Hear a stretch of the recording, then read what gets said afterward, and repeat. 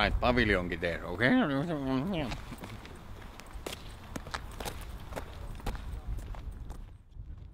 It's of course exciting and also maybe a tiny bit more pressure because I'm from here, so people really expect more. But definitely it's all positive because I think people have been excited that Jyväskylä boy has now been performing in Hollywood.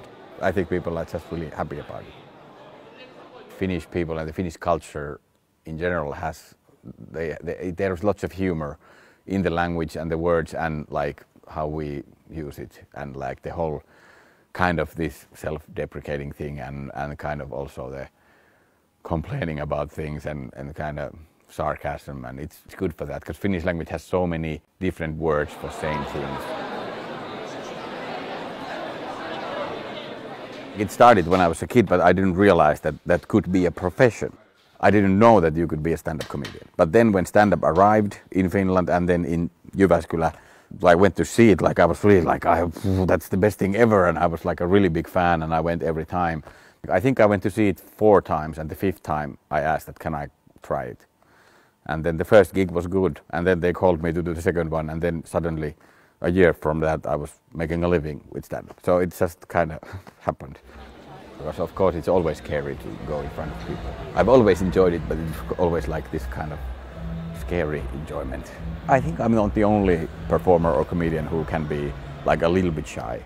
I could never like be the guy who stops people on the street to like ask for money or sign a thing or be a telemarketer, but I can tell jokes if people come and see when it's like my turn to speak.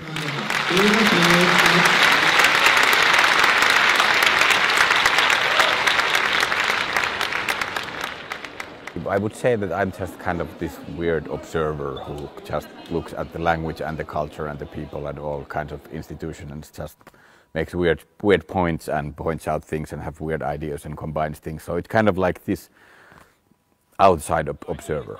I don't feel I'm from here, I'm from another planet or something. I never felt like I really belong in the world. I think I've always looked at it like one step back.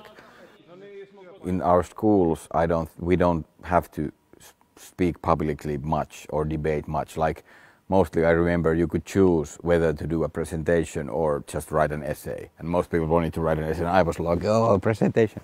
And but that was, so I think we should force kids to speak publicly more and debate and like have like more communication skills, because the whole culture doesn't like to do it that much. Then I think the persons who like to do it, they stick out more.